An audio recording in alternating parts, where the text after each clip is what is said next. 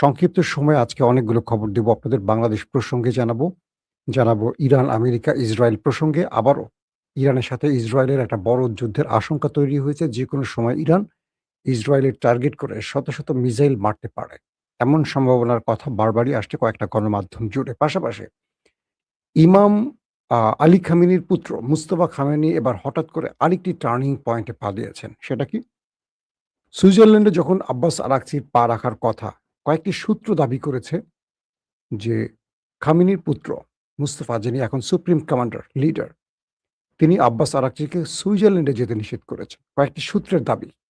আবারও বলছি, গণমাধ্যমে এখন সূত্রের উপর ডিপেন্ড করে চলতে হয়, কারণ কোন একটি মাধ্যম স্পষ্ট না বললে আমরা বিভিন্ন সূত্রের খবরগুলো আপনাদের দেবার চেষ্টা করছি। অন্যদিকে ইরানের হামলা মোকাবেলায় ইসরায়েলের প্রস্তুতি নিচ্ছে, পাল্টা হামলার প্রস্তুতি নিচ্ছে, এমন খবরও আসছে। আবার এর মধ্যেও আল জাজিরার খবরে বলা হয়েছে যে হরমুজ প্রণালী, আমি কালকে রাতে আপনাদের বলেছিলাম যে হরমুজ প্রণালী বন্ধের ঘোষণা এসছে আজকে, সেটি শুরু। হরমুজ প্রণালী আবারও বন্ধ করে দিয়েছে ইরান। আবার পাকিস্তান বলছে রোববার থেকে ইরান মার্কিন আলোচনা শুরু হতে পারে। আবার কয়েকটি সূত্র বলছে নেতানিয়াহু যুদ্ধ মানে লেবাননে হামলা বন্ধ করতে বলেছে। অনেক রকম তথ্য এখন ঘুরপাক খাচ্ছে। দর্শক, ইরানের আইআরজিসি জানিয়েছে দক্ষিণ লেবাননে ইসরায়েলের হামলায় ভোর থেকে অন্তত ৩২ জন নিহত হওয়ার জেরে হরমুজ প্রণালী বন্ধ করে দিয়েছে ইরান। আবার পাকিস্তান জানিয়েছে ইরান যুক্তরাষ্ট্র অন্তর্বর্তীকালীন চুক্তি বাস্তবায়নের জন্য কারিগরি আলোচনায় রোববার সুইজারল্যান্ডে অনুষ্ঠিত হবে। মানে এক টালমাটাল এক অবস্থার মধ্যে পড়ে গেছে সবকিছু। মার্কিন উপরাষ্ট্রপতি জেডি ভেন্স বলেছেন তিনি কয়েকদিনের মধ্যেই সুইজারল্যান্ডে যাবেন বলে আশা করছেন। আবার ইরানের উপপররাষ্ট্রমন্ত্রী আল জাজিরাকে বলেছেন তেহরান ওয়াশিংটনের সঙ্গে কূটনীতিতে এগিয়ে যেতে প্রস্তুত, কিন্তু যুক্তরাষ্ট্রকে অবশ্যই নিশ্চিত করতে হবে যে ইসরায়েল যুদ্ধ শেষ করার চুক্তির শর্ত মেনে চলবে। ব্যাস, প্রশ্নবোধক খেলা এখানে শুরু হয়ে গেছে। পেছনে অনেক কিছু খেলা চলছে পর্দার অন্তরালে। আমেরিকা এই মুহূর্তে সবচেয়ে বড় চাপে আছে, কারণ ইসরায়েল তার কথা শুনছে না।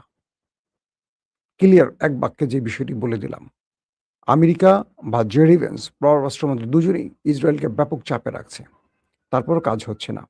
লেবাননে ইসরায়েলি হামলায় ৩২ জন নিহত হয়েছে। এই ইসরায়েল যে কাজগুলো করছে, কালকে রাতে অ্যাটাক করছে, আজকে অ্যাটাক করেছে, তারা সিরিজ কিন্তু অ্যাটাক করছে। ট্রাম্প চাপ দিচ্ছে, যুদ্ধ বন্ধ করছে, কিছু সময়ের মধ্যে আবার অ্যাটাক করছে। মানে ট্রাম্পের নির্দেশ তারা আর মানছে না। এই অবস্থায় ধরেন আমরা যে কোনো সময় বলতে পারি যে এমইউ যে চুক্তিটি ছিল, এমওইউ, এটা ভেস্তে যেতে পারে এবং ইরান বড় আক্রমণের পরিকল্পনা নিয়ে রেডি হয়ে আছে। কয়েকটি সূত্রের খবর দিয়ে বলছি, মিস্টার মুস্তফা খামেনি তিনি আব্বাস আরাকচিকে সুইজারল্যান্ডে যেতে নিষেধ করে দিয়েছেন। তারা বলছেন যতক্ষণ আমাদের শান্তি চুক্তি, যেটাকে এমওইউ বলা হয়, তার ১৩ নম্বর আর্টিকেল আমেরিকা বাস্তবায়ন না করবে। ১৩ নম্বর আর্টিকেলে কি বলা হয়েছে? সেই ১৩ নম্বর আর্টিকেলে ইরান যুক্ত করেছে তার মিত্র লেবানন, ইয়েমেন সহ যে তার প্রক্সি বা মিত্র, তাদের উপর কোনো আক্রমণ করা যাবে না। এই প্রত্যেকটা ফ্রন্টে যুদ্ধ বন্ধ করতে হবে, হামলা বন্ধ করতে হবে। কিন্তু ইসরায়েল সেই ফ্রন্টে এখনো যুদ্ধ চালিয়ে যাচ্ছে, হামলা করছে প্রতিদিন। গতকালকে অর্ধশত মারা গেছে, আজকে এখন পর্যন্ত ৩২ জন। এক হিসেবে এইটুকু বলা যায় গত ২৪ ঘন্টা বা ৩০ ঘন্টার মধ্যে ১০০-র উপর মানুষ মেরে ফেলছে। এটা তো হিসেবের বাইরে আর কত হতে পারে? এবং ইরান সংযুক্ত করে দিয়েছে লেবানন থেকে সকল ইসরায়েলিদের চলে যেতে হবে, মানে ইসরায়েলি সেনাদের চলে যেতে হবে। যত সেটেলমেন্ট তৈরি হয়েছে, অবৈধ বসতি তৈরি করেছে লেবাননের মধ্যে, বাড়িঘর দখল করেছে, সব ছাড়তে হবে। পাশাপাশি হামলা শুধু বন্ধ নয়, ইসরায়েলকে লেবানন ছেড়ে চলে যেতে হবে।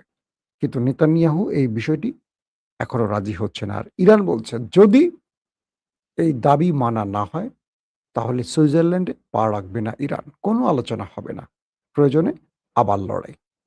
ইতিমধ্যে ইরানের সুপ্রিম লিডার আইআরজিসিকে নির্দেশ দিয়েছে বড় হামলার প্রস্তুতি নিতে। তার মানে যদি আজকে রাতে লেবাননে আর কোনো হামলা হয়, এক বাক্যে বলা যায় চুক্তি ভেঙে যেতে পারে। চুক্তি বাস্তবায়নের আগেই ইসরায়েল তার পরিকল্পিতভাবে এটিকে নস্যাৎ করার খেলায় নেমে গেছে। দর্শক, পাশাপাশি আরো কিছু খবর এসছে এরকম যে মার্কিন ভাইস প্রেসিডেন্ট জেডি ভেন্স বলেছেন তিনি শীঘ্রই ইরানের সঙ্গে আলোচনার জন্য সুইজারল্যান্ড সফরে যাচ্ছেন এবং ফক্স নিউজকে দিয়ে এক সাক্ষাৎকারে ভ্যান্স বলেন, আমি আশা করছি আগামী কয়েকদিনের মধ্যে রওনা দেব, কিন্তু আপনারা জানেন এটি সব সময় একটি সূক্ষ্ম সমন্বয়ের খেলা এবং কূটনীতির প্রোটোকলের বিষয়। এবং আমার মনে হচ্ছে যে এটা অনিশ্চিত হয়ে যাচ্ছে, কারণ ইসরায়েল কোনোভাবেই এই মুহূর্তে আমেরিকার কথা শুনছে না। দর্শক, আসেন এবার কয়েকটি গুরুত্বপূর্ণ বিশ্লেষণে আসি। এই মুহূর্তে আমেরিকা যেটি চাচ্ছে, তারা যুদ্ধ থেকে বেঁচে ফিরতে চায়, তারা ইরানের সাথে আর লড়তে চায় না, কারণ ইরানে তারা পরাজয় বরণ করেছে। যদিও বাংলাদেশের অনেক বড় বড় ব্যক্তিরা বলেছিলেন ইরান হেরে যাবে, আমাদের বর্তমান সরকারের অনেক উপদেষ্টা আছে। আজকে দেখলাম পিনাকিদা ভালো বাস দিয়েছেন, আমি ভেবেছিলাম যে এটা নিয়ে কথা বলবো না। আমি যখন এই ভিডিওগুলো দেই আন্তর্জাতিক খবরের ক্ষেত্রে বাংলাদেশের প্রথম ২-৩টা চ্যানেলের মধ্যে আমার একটি চ্যানেল, আপনারাই বলেন যারা দীর্ঘদিন আমার চ্যানেল দেখেন। আমি যতগুলো কথা বলেছিলাম সংবাদে, ভবিষ্যৎবাণী না, অর্থাৎ দীর্ঘদিন সংবাদ করি বা সাংবাদিক হিসেবে যতটুকু স্টাডি মিলছে কিনা, শুরু থেকে এই কথাগুলো বলেছিলাম যে ইরানের কাছে আমেরিকাকে হারতে হবে যে কারণে, সে কারণগুলো উল্লেখ করেছিলাম, মিলছে কিনা দেখেন। অনেকেই বলছেন যে ভাই আমেরিকা পরাশক্তি, আমেরিকার ইরানের সাথে পারবে না। ইভেন আমাদের ডক্টর জাহিদ, সরকারের বর্তমান উপদেষ্টা, উনি তো তার একদম বক্তব্যে বলেছিলেন যে ইরান কখনোই পারবে না, ইরানকে পরাজয় বরণ করতে হবে, আমেরিকা জিতবে, ব্লা ব্লা ব্লা, মানে একদম পুরো ইরানকে সে উড়িয়ে ফেলে দিয়েছে এবং আমেরিকার পুরো জয় দেখে ফেলেছিলেন। কি হয়েছে? 14টি শর্ত ইরান দিয়েছে, 14টি শর্ত আমেরিকা মেনে নিয়েছে, আর ইরান মাত্র 2টো শর্ত মেনেছে আমেরিকার। হাসবেন, এই 2টো শর্ত কি জানেন? এই 2টো শর্ত ইরান আগেই মেনে চলেছে। শর্তগুলো আমেরিকা শুধু ফেস সেভিং এর জন্য দিয়েছে, তার জাতিকে বোঝাবার জন্য। কি? হরমুজ খুলে দিতে হবে। হরমুজ তো আগে খোলাই ছিল, এই যুদ্ধ শুরুর পর না হয় হরমুজ বন্ধ করছে ইরান। আর ইরান নিউক্লিয়ার বোমা বানাতে পারবে না। ইরান তো আগেই ফতোয়া দিয়েছে যে তারা কখনো নিউক্লিয়ার বোমা বানাবে না। ইরান কি এখন পর্যন্ত অফিসিয়ালি বলছে আমরা বোমা বানাবো? বানিয়েছে? 40 বছর ধরে একটা বোমা বানিয়েছে? বানায় নাই। আর যদি বানিয়ে থাকে সেটা গোপনে আছে হয়তোবা, সেটা তো ইরান ফ্লাশ করে নাই। তো এই দুটো তো আগে থেকে মানা। যে বিষয়গুলো তৈরি হচ্ছে এখন, আমেরিকা এবং ইসরায়েলের মধ্যে দ্বন্দ্ব তৈরি হয়ে গেছে। আমেরিকা ইসরায়েলকে ধমকাচ্ছে, ইসরায়েল মানছে না। আবার নেতানিয়াহু বিপদে পড়ে গেছেন, তার সরকারটা কোয়ালিশন সরকার, তাকে কয়েকটা জোট করে এই সরকার টিকে আছে। ওই জোট বলছে তুমি যদি যুদ্ধ লেবাননে না করো তাহলে আমরা জোট থেকে বেরিয়ে যাব, তোমার সরকার ভেঙে পড়বে। নেতানিয়াহু মহাবিপদে পড়ে গেছে। জেডি ভেন্স বলছেন নেতানিয়াহুকে, তোমাকে স্মরণ করে দিতে চাই এই পৃথিবীর কোন রাষ্ট্র তোমার পাশে নাই একমাত্র আমেরিকা ছাড়া। ট্রাম্প বলছেন নেতানিয়াহুকে, ইসরায়েলকে, যদি আমেরিকা তোমার পাশ থেকে সরে যায় ইরান তোমাকে ছিঁড়ে ফেলবে। এবং তিনি বলছেন, ট্রাম্প বলছেন, যদি এই যুদ্ধে আমেরিকা না জড়াতো ইরান ওই রাষ্ট্রটিকে, নেতানিয়াহু রাষ্ট্রটিকে একদম পিষে ফেলতো। ওই রাষ্ট্রকে ট্রাম্প বাঁচিয়ে রেখেছেন। বুঝতে পারছেন? আর কিছু বলা লাগে? ইরানকে নিয়ে ওই দেশটি যত অ্যাডভেঞ্চার করুক না কেন, ইরান তার লক্ষ্য থেকে এক চুল সরেনি।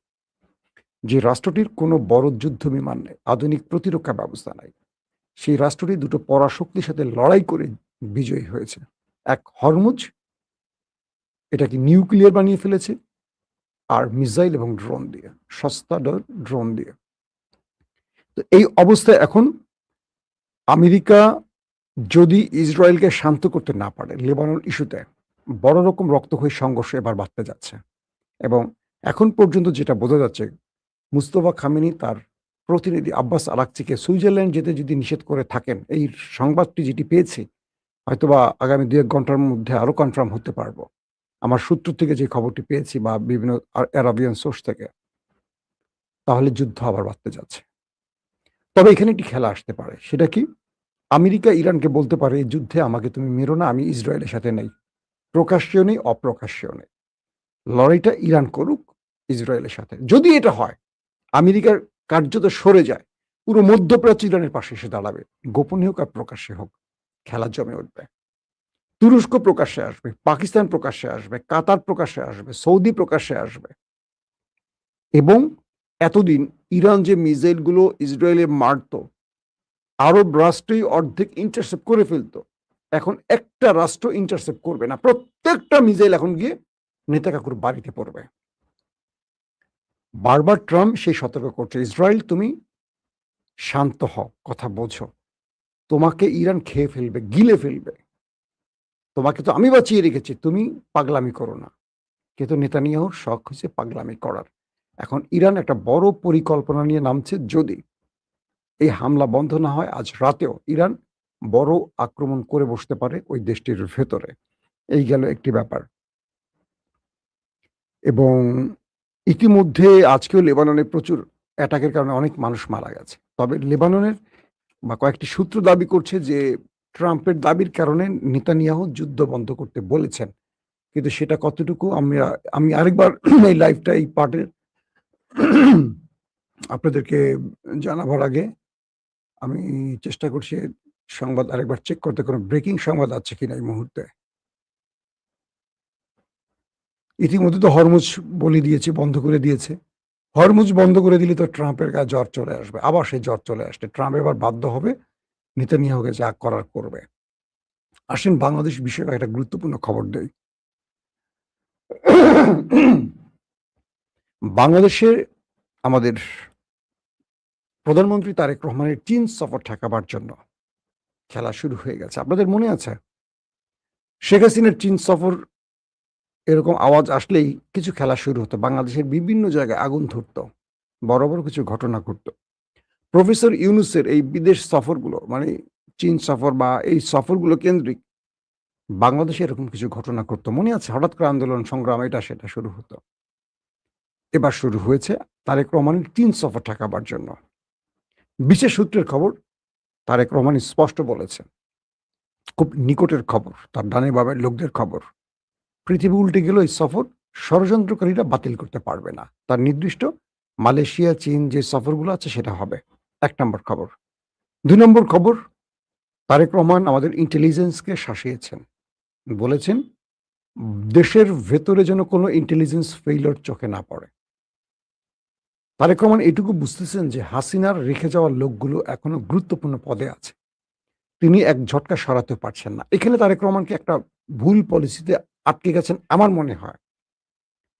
বিএনপি এবং জামায়াত ইসলাম বাংলাদেশের একমাত্র পরীক্ষিত বন্ধু। আমার মনে আছে কোনো একদিন কোনো একটি প্রোগ্রামে বিএনপির এক নেতা বলেছিলেন, বিএনপির নেতা, যে আমরা বিএনপির অনেক নেতাকে ততটা বিশ্বাস করি না যতটা জামাতকে বিশ্বাস করি। কারণ ২০ বছর জামাত আমাদের জন্য তাদের প্রথম সারির সব লিডারকে ফাঁসির কাস্টে ঝুলিয়েছেন আমাদের জন্য। স্রেফ একটি চাপ ছিল তাদের উপর, বিএনপিকে ছাড়ো। জামাত ছাড়ে নাই বিএনপিকে, তাদের সকল নেতাদের ফাঁসি হয়ে গেছে, টপ লিডারদের। ওই নেতাকে এবার কোনো মন্ত্রী পরিষদে রাখা হয়নি, কারণ সত্যটা তিনি বুঝেছেন, বলেছিলেন। আমি বারবারই আমার বক্তব্যে বুঝবেন, আমি দুটো দলকে একটা জায়গায় থাকতে বলি, কারণ জামায়াত এবং বিএনপি যতক্ষণ এক প্ল্যাটফর্মে থাকে বাংলাদেশ পথ হারাবে না। বাংলাদেশের ষড়যন্ত্রকারীরা ষড়যন্ত্র বাস্তবায়ন হবে না। কারণ পুরো হাসিনা তার ১৫.৫ বছরে, পুরো ইন্ডিয়া হাসিনা ১৫.৫ বছরে এই দুটো জোটকে ভাঙার চেষ্টা করেছে। শেষ পর্যন্ত বেগম জিয়াকে জেলে ঢুকিয়ে জোটটা না ভাঙলেও কার্যত ভেঙে ফেলার পর্যায়ে পড়ে গেছিল। এবং দেখবেন যে জামাত আর বিএনপির মধ্যে কোনো সমঝোতা ছিল না। কেন? বেগম জিয়া যখন জেলে চলে গেছেন তখন দলটা চলে গেছে ইন্ডিয়ান ব্লকের হাতে। বিএনপির মধ্যে ইন্ডিয়ান ব্লক, একটা ব্লক আছে, একটা বাম ব্লক আছে। এই ব্লকটা তারেক রহমানকে মেনটেন করতেন বা তারেক রহমানকে ভুল বোঝাতেন, যেহেতু সে দেশে ছিলেন না। এখন কি হচ্ছে দেখেন, ইসলামী ব্যাংক নিয়ে জামাতকে খেপিয়েছে, জামাত আজ খুলনায় বিশাল শোডাউন করেছে, সরকারকে সরাসরি হুমকি দিয়েছে, যদি আমাদের কি বলে যে ভোট হয়েছে নির্বাচন, সেই ভোটের ফলাফল, মানে জাতীয় সংসদ নির্বাচনে শুধু নয়, গণভোটের কথা বলছে জামাত, যদি এটা কার্যকর না হয়, গণভোট যেই পক্ষে হয়েছে মানুষের ভোট, সেই সমর্থনে সরকার যদি গণভোটের দাবিগুলো বাস্তবায়ন না করে, তারা বৃহৎ আন্দোলন করবে। জামাত সম্পর্কে একটা মন্তব্য করি, কারণ জামাত মোকাবেলা করতে হয়েছে দীর্ঘদিন, আমাদের বিট করতে হয়েছে। জামাত সরকার থেকে নামাতেও পারে, সরকারে বসাতেও পারে, এটা বিএনপিকে মাথায় রাখতে হবে, এদেরকে হালকা করে নেওয়া যাবে না। আওয়ামী লীগের ২ জন প্রেসিডিয়াম সদস্য হাসিনার সাথে বৈঠক করে বেরিয়ে কোনো একটি জায়গায় চা খেতে বসে আমাকে বলছিলেন, "মাসুম।" আমি বললাম যে, "আজকের আলোচনা কি?" আমরা সাংবাদিকরা নেতাদের কাছ থেকে তথ্য এইভাবে নিতাম। চা খেতাম, লিডার আসলে কোনো খবর আসছে কিনা of the record, on the record এই কথাগুলো বের করতাম। আওয়ামী লীগের সেই নেতাদের দুজনই মারা গেছেন। বলছিলেন যে, হাসিনা বলছিলেন, "জামাত এবং শিবিরকে কন্ট্রোল করো, তাদেরকে নজরে রাখো। বিএনপি বাঁশি ফু দিলে চলে যাবে।" এটা কিন্তু হাসিনার কথা। সেখানে বেনজির ছিলেন, আরো অনেক বড়, বড় পুলিশ, র‍্যাব অফিসাররা ছিলেন। আওয়ামী লীগের প্রেসিডিয়াম মেম্বাররা ছিলেন। বলছে যে, আন্দোলন বাস্তবায়ন বা সরকারকে ধাক্কা দিতে পারে জামাত এবং শিবির। যে কারণে বৈষম্য বিরোধী আন্দোলনের কয়েকদিন আগে শেষ দিকে এসে জামাত শিবিরকে নিষিদ্ধ করেছিল হাসিনা আরেকটা খেলা খেলার জন্য। তো আমি মনে করি জামাতের পার্লামেন্টে বক্তব্যগুলো শুনে যেটুকু বুঝতেছি তারা সরকারকে সহযোগিতা করতে চায়। আর তারেক রহমানের কাছে অনুরোধ থাকবে আপনার দলে ইদানিং অনেককে একটু বড় নেতা মনে হচ্ছে, বিশেষ করে সালাউদ্দিন ভাইকে। মির্জা ফখরুলকে আমরা কোথাও দেখছি না, আলোচনায় দেখছি না। আমরা কি বলে খন্দকার মোশাররফকে দেখছি না। আমরা মঈন খানকে দেখছি না। আমরা অনেক বড়, বড় দেশপ্রেমিক নেতাদের দেখছি না আলোচনায়। আমাদের স্বরাষ্ট্রমন্ত্রী দেখছি, পররাষ্ট্রমন্ত্রী দেখছি, স্বাস্থ্যমন্ত্রী দেখছি, সড়ক মন্ত্রী দেখছি, চিকিৎসামন্ত্রী দেখছি, স্বাস্থ্যমন্ত্রী সব মন্ত্রী তাকে দেখছি, শিক্ষামন্ত্রীও তাকে দেখছি। একজনই পার্লামেন্টে কথা বলেন। বিএনপির বাকিরা কি মূর্খ? তিনি একাই এত জ্ঞান নিয়ে আসছেন ভারতের শিলংয়ে বসে। উদ্দেশ্যটা কি? এবং বিএনপি জামাতের যে দূরত্ব তৈরি হচ্ছে তার প্রধান ব্যক্তিটি হলো সালাউদ্দিন ভাই। আমি একজন বিএনপির অনুরাগী। বিএনপিকে ভালোবাসি, তারপরও কথাটা খুব সত্য সহকারে বলছি। এটা বিএনপিকে উপলব্ধি করতে হবে যে পেছন থেকে যারা খেলছে রংপুরকে আলাদা করতে চায়, রংপুর কেড়ে নিতে চায়, পলাশবাড়ীতে হুমকি দিচ্ছে, ঢাকাতে জয় শ্রীরাম স্লোগান উঠছে, সরকারকে আল্টিমেটাম দিচ্ছে, হুমকি দিচ্ছে সনাতন ধর্মীরা। কি হয়েছে বাংলাদেশে এই মুহূর্তে? শুভেন্দু অধিকারী পশ্চিমবঙ্গে জেতার পরে কি হচ্ছে পশ্চিমবঙ্গে জানেন তো? বলা হচ্ছে যে তোমরা নামাজ পড়তে চাইলে বাংলাদেশে গিয়ে নামাজ পড়ো, ভারতে নামাজ পড়তে পারবা না। এই পাড়ায় থাকতে হলে ধর্ম চেঞ্জ করতে হবে, হিন্দু হতে হবে। কল্পনা করেন 2026-এ এসে ভারত কোন যুগে কোথায় আছে? আমাকে ভারত থেকে প্রতিদিন অজস্র মানুষ নক করে, ভাই আমাদের কথাগুলো বলেন। আমার অনেক দর্শক আছে পশ্চিমবঙ্গে যারা এখন আছে আমাদের সাথে লাইভে। চিন্তা করেন ভারতের হিন্দুরা ভারতে নিরাপদ না, বাংলাদেশে নিরাপদ। তারপর তারা বাংলাদেশে হঠাৎ করে একটা মানে কি বলবো অস্বাভাবিক পরিস্থিতি তৈরির খেলায় নেমে গেছে। তাদের রাম মন্দির বানাতে হবে সবচেয়ে বড়। কেন ভারতের এমবাসি মানে কর্মকর্তারা এসে ভারত থেকে এসে আমাদের এই দেশে রাম মন্দির উদ্বোধন করবে? এই দেশে হিন্দু লিডাররা নাই? এই দেশে হিন্দুরা নেই? উদ্দেশ্যটা কি? এটা কি একটা রাষ্ট্র না ভিন্ন দুটো রাষ্ট্র? আমাদের বাংলাদেশে কাউকে দিবে ওই দেশে মসজিদ উদ্বোধন করতে? বাবরি মসজিদ কে ভেঙেছে? সিরিজ একটার পর একটা মসজিদগুলো ভাঙছে। এইখানে রামের কবর ছিল, এই কি রামের মন্দির ছিল, এই সেই অভিযোগ তুলে দিয়ে আদালতের রায়-টায় দিয়ে বিজিবি কি করছে? একটার পর একটা মসজিদ। ভুলে গেছে বাংলাদেশের হিন্দুরা। তারা বলছে যে আপনারা দাঙ্গা লাগাতে চাইবে না। দেখেন হিন্দুরা কালকে চৈতালি, অ্যাডভোকেট চৈতালি, এটা পুরোপুরি রয়ের মাল। সরকারকে বলবো এগুলোকে দ্রুত গ্রেফতার করেন। ইউনূস সরকারের সময় আপনাদের মনে আছে? চিন্ময়কে দ্রুত গ্রেফতার করে সব সামলিয়ে ফেলেছে। ইউনূস সরকারের সময় কিছু ভালো সিদ্ধান্ত ছিল। চিন্ময় দ্রুত গ্রেফতার, সব ঠান্ডা। এই চিন্ময় ভারতে গেছে একটা বড় পরিকল্পনা বাস্তবায়নের জন্য। এটা গোয়েন্দা তথ্য জেনে গেছে এবং সঙ্গে সঙ্গে তাকে গ্রেফতার করে ফেলেছে। মজার বিষয়, যে গ্রেফতার করছে তাকে আবার বদলি করে ফেলেছে। তার উপর চাপ চলে আসছে। অনেক কাহিনী আছে। আমার বিএনপির কাছে ছোট্ট কয়েকটা দাবি থাকবে। এক, এখনো তার জোটের মধ্যে জামাত বিরোধী দলে থাকুক, তাদের রাখা হোক। এরা একটা ভদ্র দল, এরা অভদ্র দল না, এরা বেশি কিছু করবে না। এদের সাথে ব্যক্তিগত আক্রোশ তৈরি করা যাবে না।